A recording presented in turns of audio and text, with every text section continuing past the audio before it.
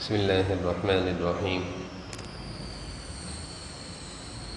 آج الحمدللہ ہماری تلاوت کا آغاز 7ویں پاری وَإِذَا سَمِعُوا کے دوسرے پاؤں سے ہوا۔ وَإِذْ قَالَ اللَّهُ يَا عِيسَىٰ ابْنَ مَرْيَمَ أَنْتَ قُلْتَ لِلنَّاسِ اتَّخِذُونِي۔ کل قیامت کے دن محشر کے میدان میں اللہ تعالیٰ حضرت عیسیٰ علیہ السلام سے پوچھیں گے، کیا تم نے ان عیسائیوں سے کہا تھا کہ میری عبادت کرو، اللہ کو چھوڑ کر مجھے معبود بناؤ؟ حضرت عیسیٰ علیہ السلام کہیں گے، سبحان ما یکون لی ان اقول ما لیس لی بحق۔ اے اللہ، میں ایسی بات کیسے کہہ سکتا ہوں، اور میں کیسے اس چیز کو پسند کر سکتا ہوں کہ آپ کی عبادت کے بجائے میری عبادت کی جائے؟ تو عیسائی جو حضرت عیسیٰ علیہ السلام کو اللہ کا ساتھی، اللہ کے ساتھیوں میں سے ایک ساتھی جانتے ہیں، معبودوں میں سے ایک معبود جانتے ہیں، حضرت عیسیٰ علیہ السلام ان کی عبادت سے برات کا اظہار کریں گے، اور وہ سب کے سب نا امید اور مایوس ہو کر جہنم میں جائیں گے۔ اگلی آیت ہے ان تعذبہم فإنہم عبادک وإن تغفر لہم، سورہ مائدہ کی آیت نمبر 118 ہے۔ اس آیت کا مفہوم یہ ہے کہ اگر آپ ان کو عذاب دیں گے تو یہ آپ کے بندے ہیں، اور اگر آپ ان کو معاف کر دیں تو آپ بڑے زبردست اور حکمت والے ہیں، قدرت والے ہیں۔ اس آیت کو جناب نبی کریم صلی اللہ علیہ وسلم ساری رات پڑھتے رہے اور اپنی امت کے لیے روتے رہے، اور آسمان کی طرف نظر کر کے اللہ سے فرماتے رہے کہ اللہ میری امت پر رحم فرما، میری امت پر رحم فرما۔ اللہ تعالیٰ نے حضرت جبرائیل علیہ السلام کو بھیجا اور وجہ پوچھی کہ آپ کیوں اتنا رو رہے ہیں اور اس آیت کو بار بار کیوں پڑھ رہے ہیں؟ جناب نبی کریم صلی اللہ علیہ وسلم نے فرمایا کہ آپ میری امت کو معاف فرما دیجیے۔ اللہ تعالیٰ نے فرمایا کہ ہم عنقریب آپ کی امت کی طرف سے آپ کو خوش کر دیں گے۔ جناب نبی کریم صلی اللہ علیہ وسلم اپنی امت کے لیے اس طرح ساری رات روتے رہے۔ آگے سورۃ الانعام شروع ہوتی ہے۔ اس سورت کے آغاز میں اللہ تعالیٰ کی قدرتوں کا تذکرہ ہے۔ خلق السماوات والارض وجعل الظلمات والنور وهو الذی فی السماوات وفی الارض۔ یہ سب اللہ کی قدرتوں کا تذکرہ ہے کہ آسمان و زمین کی پیدائش اور سارے نظام کائنات کو چلانے والی ذات وہ اللہ کی ذات ہے۔ پھر اس سے آگے اللہ تعالیٰ حضور صلی اللہ علیہ وسلم کو تسلی دیتے ہیں کہ یہ کافر لوگ آپ کو جھٹلاتے ہیں، آپ کی بات ماننے سے انکار کرتے ہیں، آپ پریشان نہ ہوں، آپ مایوس نہ ہوں۔ آپ سے پہلے جتنے انبیاء علیہ السلام آئے ہیں سب کی اسی طرح تکذیب بھی کی گئی ہے، اور سب کا اسی طرح مذاق بھی اڑایا گیا ہے، سب کو اسی طرح ستایا بھی گیا ہے۔ تو جناب نبی کریم صلی اللہ علیہ وسلم کو اللہ تعالیٰ ان آیتوں میں تسلی دے رہے ہیں۔ پھر اگلی آیتوں میں اللہ تعالیٰ ایک اصول بیان فرما رہے ہیں کہ اللہ کی رحمت اللہ کے غصے پر حاوی ہے۔ حدیث سے ہی معلوم چلتا ہے اور ان آیتوں سے بھی معلوم چلتا ہے کہ اللہ تعالیٰ کی رحمت اس کے غصے پر حاوی ہے، یعنی اللہ غضب سے زیادہ اللہ کی رحمت ہے۔ اپنے بندوں پر اللہ تعالیٰ نالائقیوں کے باوجود، بندوں کی نالائقیوں کے باوجود، گناہوں کے باوجود اللہ تعالیٰ اپنے بندوں پر رحم فرماتے ہیں۔ اللہ تعالیٰ نے اگلی آیتوں میں ایک عقیدے کو بیان فرمایا ہے کہ نفع نقصان کا مالک ایک اللہ ہے۔ اگر کسی کے اندر ہو، اگر اللہ تعالیٰ کسی کو نقصان نفع پہنچانا چاہے تو کوئی نہیں اس سے نفع اور فائدے کی چیز کو روک سکے، اور اگر اللہ تعالیٰ ہی کسی سے نفع کو روک دیں تو کوئی نہیں اس کو فائدہ پہنچا سکے۔ تو نفع دینے والی ذات اللہ کی ذات ہے، نقصانات سے بچانے والی ذات اللہ کی ذات ہے۔ اللہ نے ان آیتوں میں اس عقیدے کی وضاحت کر دی۔ پھر آگے اللہ تعالیٰ فرما رہے ہیں کہ مشرکین میں سے، منافقین میں سے، کافروں میں سے کچھ لوگ ایسے ہیں جو قرآن سنتے ہیں لیکن اس کا مذاق اڑاتے ہیں۔ قرآن کریم پڑھا جاتا ہے تو وہ اس کو سرسری نگاہوں سے سنتے دیکھتے ہیں اور مذاق اڑاتے ہیں۔ یہ ایسا بڑا جرم ہے کہ قرآن کریم کا نہ سننا یا سننے کے بعد سنی انسنی کر دینا، یا اس کا مذاق اڑانا، یا غفلت کی نگاہوں سے دیکھنا، اللہ تعالیٰ اس گناہ اور اس جرم کی وجہ سے دلوں پر پردہ ڈال دیتے ہیں، یعنی آنکھوں کو، زبانوں کو، کانوں کو، دلوں کو اندھے اور بہری کی طرح کر دیتے ہیں، اس طرح کہ اس پر کبھی قرآن کریم کی تعلیمات کا اثر نہیں ہوگا، وہ ہمیشہ قرآن کریم کے انوارات سے، ہدایات سے محروم رہے گا۔ قرآن کریم کی دل میں عظمت ہونا یہ ہر مسلمان کے دل کا حق ہے، یعنی اس کے دل میں قرآن کریم کی عظمت ہو، محبت ہو، اور اس کی کوشش ہو کہ میں قرآن کریم کو سنوں، اور اگر نہیں سن سکتا، نہیں پڑھ سکتا، قرآن کریم کی خدمت نہیں کر سکتا، تو قرآن کریم کی مخالفت سے، قرآن کریم کی خدمت کرنے والوں کی مخالفت سے، قرآن کریم پڑھانے والوں کی مخالفت سے اپنے آپ کو بچائے۔ خود کوئی اچھا کام نہیں کر سکتا تو اچھا کام کرنے والوں کی مخالفت سے اپنے آپ کو بچائے۔ آج کا مسلمان آج کے دور میں اپنے آپ کو مسلمان بھی کہتا ہے، لیکن بسا اوقات دین سے دوری کے نتیجے میں وہ کچھ ایسی باتیں زبان سے کہہ دیتا ہے کہ جو یہودی اور عیسائیوں سے تو ممکن ہے، ایک مسلمان سے ایسی بات کا ہونا ممکن نہیں۔ وہ ایسی زبان قرآن کریم والوں میں اور قرآن کریم کے پڑھانے والوں کے بارے میں کھولتا ہے جو نامناسب بات ہوتی ہے۔ تو اللہ تعالیٰ ان آیتوں میں فرما رہے ہیں کہ قرآن کا مذاق اڑانا، قرآن کریم کا سننے میں غفلت برتنا، یہ ایسا جرم ہے کہ اللہ تعالیٰ اس جرم کی وجہ سے دلوں کو اندھا اور بہرا کر دیتے ہیں کہ آئندہ کے لیے وہ کبھی بھی قرآن کریم کو سننے کا اس پر کوئی اثر نہیں ہوگا۔ اگلی آیتوں میں اللہ تعالیٰ بیان فرما رہے ہیں کہ جب تم پر کوئی مصیبت یا پریشانی آتی ہے تو اللہ تعالیٰ وہ مصیبت اور پریشانی اس لیے بھیجتے ہیں کہ لعلہم یتضرعون، تاکہ تم اللہ تعالیٰ کے سامنے آہ وزاری، گریہ وزاری، عاجزی اور تواضع اختیار کرو۔ اللہ کا ضابطہ ہے کہ انسانوں پر مصیبتیں اور پریشانی آتی ہے، خوش نصیب انسان وہ ہوتا ہے جو مصیبت اور پریشانیوں میں اللہ کی طرف جھک کر آہ وزاری، گریہ وزاری، رونا دھونا شروع کر دیتا ہے۔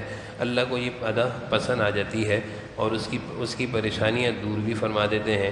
لیکن وہ بد نصیب انسان ہوتا ہے جو پریشانیوں میں، مصیبتوں میں اللہ سے قریب ہونے کے بجائے، دعائیں کرنے کے بجائے، آہ وزاری اللہ کے سامنے کرنے کے بجائے وہ اللہ سے دور ہوتا چلا جاتا ہے، اور اس کی زندگی میں نالائقیاں اور نافرمانیاں، اللہ سے دوریاں بڑھتی چلی جاتی ہیں۔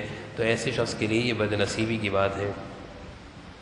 آگے اللہ تعالیٰ فرما رہے ہیں کہ ہم دنیا میں جو تم لوگوں کو نعمتیں دیتے ہیں، اور بسا اوقات یہ دنیا کی فراوانی اور مال و دولت کی کثرت یہ انسان کے لیے آزمائش بن جاتی ہے۔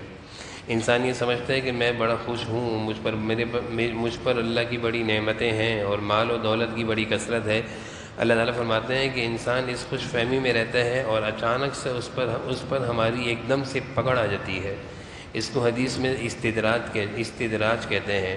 جناب نبی کریم صلی اللہ علیہ وسلم نے ایک حدیث میں ارشاد فرمایا کہ جب تم کسی کو دیکھو کہ نعمتوں میں ہے، اللہ تعالیٰ کی اس پر بہت ساری نعمتیں ہیں، اور اس کے باوجود وہ اللہ کی نافرمانی اور گنہگاری میں مست ہے، تو سمجھ لو اللہ کی طرف سے ڈھیل دی جا رہی ہے۔ جب اس پر پکڑ آئے گی تو اس کو سنبھلنے کا موقع بھی نہیں ملے گا۔ اور ایک حدیث میں ہے اللہ تعالیٰ جب کسی قوم کو رکھنا چاہتے ہیں، نوازنا چاہتے ہیں، جب اللہ تعالیٰ کسی کے ساتھ مہربانی اور نرمی کا معاملہ چاہتے ہیں تو ان کے اندر اعتدال ہوتا ہے، میانہ روی ہوتی ہے، پرہیزگاری ہوتی ہے، تقوی ہوتا ہے، اللہ کے عذاب سے وہ محفوظ رہتے ہیں۔ اور جب کسی قوم کی ہلاکت یا کسی انسان کی ہلاکت کا وقت آ جاتا ہے، اس کی زندگی میں خیانتیں، دھوکہ، اور اس کی زندگی میں بدعمالیاں اور اللہ کی نافرمانیاں ہوتی ہیں، اور ساتھ میں وہ بڑا خوش و خرم رہتا ہے، یعنی وہ غلط فہمی میں مبتلا ہوتا ہے کہ اتنے سارا مال، اتنی ساری دولت کے ساتھ میں کہاں برباد ہوں گا یا مجھ پر کیا مصیبت آئے گی۔ لیکن اللہ تعالیٰ اس کی ساری دولت اور اس کی مال کی فراوانی اور مال کی کثرت کے ساتھ ہی اس کو ہلاک کر دیتے ہیں۔ تو یہ خطرے کی چیز ہے، یہ مال کی کثرت اور اللہ کی نافرمانی جب دونوں چیزیں جمع ہو جاتی ہیں تو انسان کی ہلاکت کا وقت قریب آ جاتا ہے۔ اس کو کہتے ہیں حدیث میں استدراج۔ اس آیت میں اللہ تعالیٰ نے اسی چیز کو بیان فرمایا ہے۔ آگے اللہ تعالیٰ فرما رہے ہیں جناب نبی کریم صلی اللہ علیہ وسلم سے کہ یہ کافر لوگ آپ سے مطالبہ کرتے ہیں کہ صحابہ میں جو غرباء ہیں، یعنی کمزور ہیں مالی لحاظ سے، آپ ان کو اپنے قریب سے ہٹائیں گے تو ہم آپ کے پاس آ کر بیٹھیں گے، ہم آپ کی بات سنیں گے۔ اللہ تعالیٰ نے حضور صلی اللہ علیہ وسلم کو اس طرح کرنے سے منع فرما دیا اور فرمایا کہ مال و دولت کی ہمارے ہاں کوئی اہمیت نہیں، بلکہ اللہ کے نزدیک ایمان اور یقین کی اہمیت ہے۔ صحابہ کے دلوں میں ایمان ہے، وہ ایمان والے ہیں، ان کا مقام اللہ کے ہاں بہت اونچا ہے۔ اور اللہ کے ہاں عزت کا معیار بھی اصل ایمان اور تقوی ہے۔ یہ کافر لوگ ان کمزور صحابہ کو معمولی لوگ سمجھتے ہیں۔ یہ صحیح ہے کہ مالی لحاظ سے کمزور ہیں، لیکن ایمان اور یقین اور تقوی کے لحاظ سے اللہ کے ہاں ان کا بڑا اونچا مقام ہے۔ حضور صلی اللہ علیہ وسلم کو اللہ تعالیٰ کہہ رہے ہیں ہرگز ان کافروں کے کہنے پر اپنے پاس سے ان ضعفاء اور غرباء اور فقراء صحابہ کو مت ہٹائیں۔ بہت سارے لوگوں کا مزاج ہوتا ہے کہ وہ غریب لوگوں کے ساتھ بیٹھنے کو پسند نہیں کرتا، اپنے سے کم حیثیت لوگوں کے ساتھ چلنے پھرنے کھانے بیٹھنے کو پسند نہیں کرتا۔ اس کو غرور اور تکبر کہتے ہیں۔ کافر بھی یہی سوچا کرتے تھے، حضور صلی اللہ علیہ وسلم سے کہتے تھے کہ ہم مال و دولت کے لحاظ سے، عزت و مرتبہ کے لحاظ سے، دنیا کے لحاظ سے ہم اونچے درجے کے لوگ ہیں، اور یہ جو آپ کی صحابہ کی جماعت ہے یہ کمزور ہیں، ہم ان کے ساتھ نہیں بیٹھیں گے۔ اللہ تعالیٰ نے کہا تمہارے آنے کی ضرورت نہیں، نہ تم یہاں آؤ نہ تمہاری ضرورت ہے۔ پھر آگے اللہ تعالیٰ فرما رہے ہیں کہ انسان پر عذاب مختلف شکلوں میں آتا ہے۔ عذاب کی شکلیں اللہ تعالیٰ بیان فرما رہے ہیں۔ کبھی اوپر سے عذاب آتا ہے، علی ان یبعث عذابا من فوقکم، اوپر سے آتا ہے، یعنی بارشوں میں، آندھیوں میں، ہواؤں میں، اس طوفان میں۔ اور کبھی نیچے سے آتا ہے، یعنی زلزلے، زمین کا پھٹ جانا۔ اور کبھی آپس ویزیغ بعضکم بعض، کبھی آپس کے جھگڑے، فسادات، قتل و غارت گیری، یہ ساری عذاب کی شکلیں ہیں۔ انسان جب اللہ کو ناراض کرتا ہے تو اس پر مختلف طریقوں سے عذاب آتے ہیں اور اس کو احساس بھی نہیں ہوتا۔ کبھی بارشیں بہت زیادہ ہونے لگ جاتی ہیں جس سے ہلاکتوں اور بربادی اور مال و دولت کی ہلاکت ہوتی ہے، کبھی ہوائیں چلتی ہیں، کبھی زلزلے آتے ہیں، کبھی آپس کے جھگڑے ہوتے ہیں۔ یہ سارے اللہ کی طرف سے عذاب اور پکڑ کی شکلیں ہیں۔ جب اس طرح کی شکلیں اللہ کی طرف سے ہونا شروع ہو جائیں تو انسان کو اللہ کی طرف توبہ اور استغفار کے ساتھ متوجہ ہو جانا چاہیے۔ اگلی آیتوں میں اللہ تعالیٰ اہل ایمان کو نصیحت کر رہے ہیں کہ غلط لوگوں کی مجلسوں میں، نافرمان اور گنہگار لوگوں کی صحبتوں میں مت بیٹھا کرو۔ ان کے ساتھ رہو گے تو ان جیسی بری عادتیں اور گناہوں کی چیزیں تمہارے اندر پیدا ہو جائیں گی۔ اور یہ زندگی کا اصول ہے کہ انسان جیسوں کے ساتھ بیٹھتا ہے ویسے ہی ہو جاتا ہے۔ حضور صلی اللہ علیہ وسلم نے بھی ارشاد فرمایا کہ انسان جس سے محبت کرتا ہے اسی کی عادت اور اخلاق اس کے اندر آنا شروع ہو جاتی ہیں۔ قرآن و حدیث کی تعلیمات سے اور اس آیت سے معلوم چلتا ہے کہ اپنی بیٹھک، اپنی دوستی، اپنی گیدرنگ اچھے لوگوں کے ساتھ رکھنی چاہیے، اچھے لوگوں کی صحبت میں رہنا چاہیے، جن کی صحبت میں انسان کے اندر کم از کم کوئی بری عادت تو نہ آئے، اچھی عادت آئے نہ آئے لیکن کم از کم برائیوں سے اور غلط عقیدے سے محفوظ رہے۔ آج کل ایسے لوگ، ایسی صحبتیں اور ایسی مجلسیں اور ایسے بیانات اور انسان ایسی چیزیں سن لیتا ہے جس کی وجہ سے وہ دین سے بدظن ہو جاتا ہے، علماء سے متنفر ہو جاتا ہے اور دینداروں سے نفرت کرتا ہے۔ یہ ہمارے معاشرے میں ایک عام سا رواج بن گیا ہے کہ ہر جگہ بیٹھ کر لوگ ایسی باتیں کرتے ہیں کہ قدرتی طور پر اس کے دل میں دین کی، اہل دین کی، علماء دین کی نفرتیں آنا شروع ہو جاتی ہیں، وہ متنفر ہوتا ہے، اور یہ بڑے خطرے کی چیز ہے۔ اس لیے ایسے لوگوں کی صحبت سے، ایسے لوگوں کی گفتگو کے سننے سے، ایسے لوگوں کے پاس بیٹھنے سے اللہ تعالیٰ منع فرما رہے ہیں۔ آگے اللہ تعالیٰ حضرت ابراہیم علیہ السلام کا تذکرہ فرما رہے ہیں، اور قرآن کریم میں اللہ تعالیٰ نے حضرت ابراہیم علیہ السلام کا تذکرہ کئی جگہوں پر مختلف انداز میں اور بہت پیارے انداز میں اللہ تعالیٰ نے بیان فرمایا ہے، اور انسانیت کو، رہتی دنیا تک کے انسانیت کو ہدایت دی ہے، تعلیم دی ہے کہ میرے ابراہیم کو دیکھو کہ جب بت پرستی اور شرک کا معاملہ آیا تو ابراہیم نے اپنے والد، اپنے ابا سے بھی برات کا اظہار کر دیا کہ اگر آپ شرک کرتے ہیں تو میرا آپ سے کوئی تعلق نہیں۔ ایک موقع میں ابراہیم علیہ السلام رات کے وقت اپنی قوم کے ساتھ بیٹھے ہوئے تھے اور اپنی قوم کو سمجھا رہے تھے۔ ایک دم سے دیکھتے ہیں کہ ستارے نظر آئے، اپنی قوم سے کہا چلو میں ستاروں کو اپنا معبود مانتا ہوں، قال ھذا ربی، یہ میرے رب ہے۔ فلما افلا، جب ستارے غروب ہو گئے، یعنی جب چاند نکلا، سورج نکلا، ستارے چلے گئے، تو حضرت ابراہیم علیہ السلام نے کہا یہ کیسا میرا رب ہے جو کہ چلا جاتا ہے؟ رب تو وہ ہو جو ہر وقت موجود رہے۔ پھر کیا ہوا کہ اگلے دن چاند نکلا، حضرت ابراہیم علیہ السلام نے اپنی قوم سے کہا رأى القمر بازغا قال ھذا ربی، یہ میرا رب ہے۔ اور جب سورج نکلا، چاند بھی غروب ہو گیا، چاند بھی چلا گیا، تو حضرت ابراہیم علیہ السلام نے پھر اپنی قوم سے کہا یہ کیسا رب ہے کہ جو چلا گیا، کیونکہ ان کی قوم بت پرست قوم تھی، چاند ستارے سورج کو پوجا کرتی تھی۔ حضرت ابراہیم علیہ السلام اپنی قوم کو سمجھانے کے لیے اس طرح کی باتیں کر رہے ہیں۔ پھر اگلے دن حضرت ابراہیم علیہ السلام نے اپنی قوم سے کہا رأى الشمس بازغا، چلو آج سے میرا خدا سورج ہے، اس لیے کہ یہ بہت بڑا ہے، ھذا ربی ھذا اکبر، بہت بڑا ہے، یہی میرا رب ہے۔ فلما افلت، جب شام ہوئی، سورج غروب ہوا، چلا گیا، ابراہیم علیہ السلام نے پھر اپنی قوم سے کہا یہ کیسا خدا ہے کہ شام ہوئی تو غروب ہو گیا، غائب ہو گیا، چلا گیا۔ اور پھر ابراہیم علیہ السلام نے اپنی قوم سے کہا انی وجہت وجہی للذی فطر السماوات والارض حنیفا، میرا رب تو وہ ہے اور میں تو اس کی عبادت کرتا ہوں جو آسمان و زمین کا پیدا کرنے والا ہے، جو نہ کبھی غائب ہوتا ہے اور جو نہ کبھی چلا جاتا ہے، بلکہ ہر وقت وہ انسان کی مدد کو موجود ہے، جس وقت بھی انسان اس کو پکارے گا وہ اللہ اس کا جواب دے گا۔ حضرت ابراہیم علیہ السلام نے اپنی قوم کو سمجھانے کے لیے یہ انداز اختیار فرمایا۔ اللہ تعالیٰ کو یہ انداز اتنا پسند آیا، اللہ تعالیٰ نے اس پورے واقعے کو، اس پورے انداز کو، اس پوری باتوں، ان ساری باتوں کو اپنے قرآن کریم میں جمع فرما دیا۔ آگے اللہ تعالیٰ قرآن کے بارے میں فرما رہے ہیں ھذا کتاب انزلناہ مبارک مصدق، یہ کتاب قرآن کریم جو ہم نے نازل کی ہے یہ برکت والی کتاب ہے، اس کا سننا، اس کا دیکھنا، اس کا پڑھنا، قرآن کریم کا پڑھنا سننا دیکھنا باعث برکت ہے۔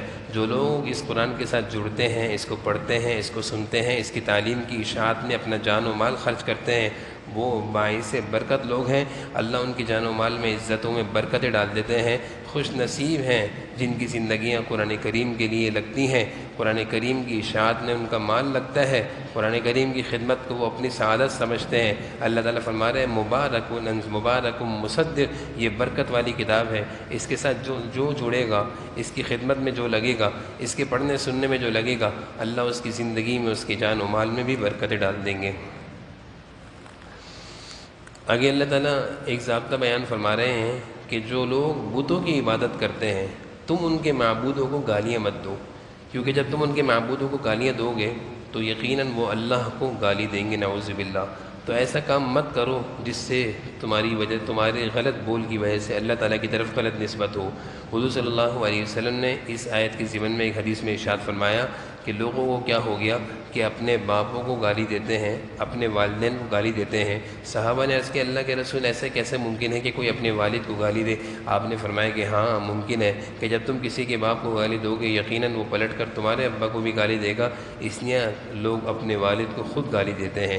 تو قرآن کریم میں اللہ نے یہ ضابطہ بیان کر دیا کہ کوئی برا کر رہا ہے اس کو برا مت کہو، اگر تم برا کہو گے تو جواب میں وہ بھی برا کہے گا اور وہ کوئی سخت بات کہہ دے گا جو کہ بہت خطرے کی چیز ہوگی۔ آگے اللہ تعالیٰ نے مشرکین کے مطالبے کو ذکر فرمایا ہے۔ مشرکین حضور صلی اللہ علیہ وسلم سے مطالبہ کرتے تھے کہ اگر آپ کے ساتھ فرشتے اتر جائیں اور وہ ہم سے باتیں کریں اور وہ فرشتے اترنے کے بعد ہم سے یہ کہیں کہ یہ اللہ کے رسول ہیں، تب ہم آپ کی بات مانیں گے۔ اللہ تعالیٰ نے ہر اس طرح کے مطالبے کے جواب میں ایک ہی بات کہی ہے کہ یہ لوگ نہ ایمان لانے والے ہیں، نہ انہوں نے ایمان لانا ہے، یہ مختلف قسم کے مطالبات آپ سے کرتے رہیں گے، ایمان لانا ان کی مقدر میں نہیں ہے کہ جس کے اندر ایمان مقدر میں ہو، جس کے نصیب میں ایمان ہو، جس کے نصیب میں نیکی کی زندگی ہو، وہ فضول قسم کے سوالات نہیں کرتا بلکہ وہ عاجزی کے ساتھ جھکتا ہے، اللہ کی بات مانتا ہے۔ اگلی آیت میں اللہ تعالیٰ فرما رہے ہیں کہ ہمیں پتہ ہے کہ ہم نے کس کو نبوت دینی ہے اور کس کو نبی بنانا ہے۔ اللہ تعالیٰ نبی بنانا اور نبوت کا منصب دینا یہ اللہ کا کام ہے۔ انسان کے کاموں میں سے یہ کام نہیں کہ وہ اپنی مرضی سے کسی کو نبی بنا دے۔ اللہ تعالیٰ فرما رہے ہیں کہ یہ کام، یہ ذمہ داری ہماری ہے، ہمیں پتہ ہے ہم کس کو نبی بنائیں گے اور کس کو نبوت سے نوازیں گے۔ جناب نبی کریم صلی اللہ علیہ وسلم دنیا میں آخری نبی ہیں، آپ کے بعد اب دنیا میں کوئی نبی نہیں آنا، یہ آخری منصب تھا جو اللہ تعالیٰ نے حضور صلی اللہ علیہ وسلم پر نبوت کے منصب کو ختم کر دیا، آپ کو آخری نبی کا لقب دے کر نبوت کا اختتام ہو گیا، اب کوئی دنیا میں نبی نہیں آنا۔ اب اگر کوئی نبوت کا دعویٰ کرتا ہے تو وہ جھوٹا ہے اور دنیا میں کسی کے نبی بنانے سے کوئی نبی نہیں بنتا۔ آگے اللہ تعالیٰ فرما رہے ہیں فَمَن يُرِدِ اللَّهُ أَن يَهْدِيَهُ يَشْرَحْ صَدْرَهُ لِلْإِسْلَامِ، اللہ تعالیٰ جس انسان کے ساتھ خیر کا ارادہ کرتے ہیں اس کے سینے کو اسلام کے لیے کھول دیتے ہیں، اور جب سینہ اسلام کے لیے کھل جاتا ہے تو اس کے لیے اللہ کے حکم کو پورا کرنا آسان ہو جاتا ہے، اس کے لیے دین کی باتوں پر چلنا آسان ہو جاتا ہے، قرآن کریم کا سننا پڑھنا اس میں اس کو مزہ آتا ہے، نمازوں میں اس کا دل لگتا ہے اور اس کی زندگی میں عبادت کا مزاج بن جاتا ہے، وہ شوق سے وہ مزے سے اللہ کے دین کے کام کرتا ہے، عبادت میں لگا رہتا ہے، قرآن پڑھتا ہے۔ یہ علامت ہے کہ اللہ تعالیٰ نے اس کے سینے کو اسلام کے لیے کھول دیا۔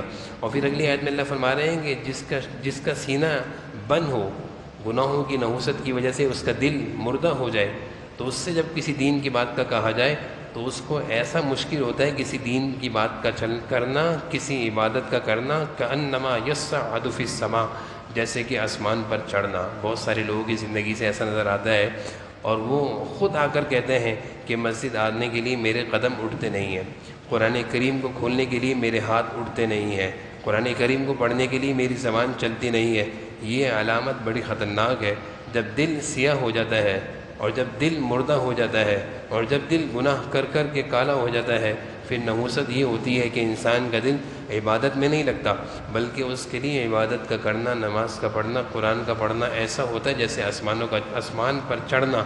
اللہ تعالیٰ اسی کو فرما رہے ہیں وَمَن يُرِدْ أَن يُذِلَّهُ يَجْعَلْ صَدْرَهُ ضَيِّقًا حَرَجًا كَأَنَّمَا يَصَّعَّدُ فِي السَّمَاءِ، اس کے لیے یہ سارے کام کا کرنا ایسا ہو گیا جیسے آسمان پر چڑھنا۔ یہ انتہائی خطرناک چیز ہے۔ اس چیز سے انسان کو ہمیشہ اللہ تعالیٰ سے پناہ مانگنی چاہیے کہ کہیں ایسی صورت انسان کے ساتھ نہ ہو کہ جس کی گناہوں کی نحوست کی وجہ سے اس کی یہ حالت ہو جائے کہ اس کے لیے اچھے کاموں کا کرنا مشکل بن جائے۔ اللہ تعالیٰ ہم سب کو عمل کرنے کی توفیق نصیب فرمائے۔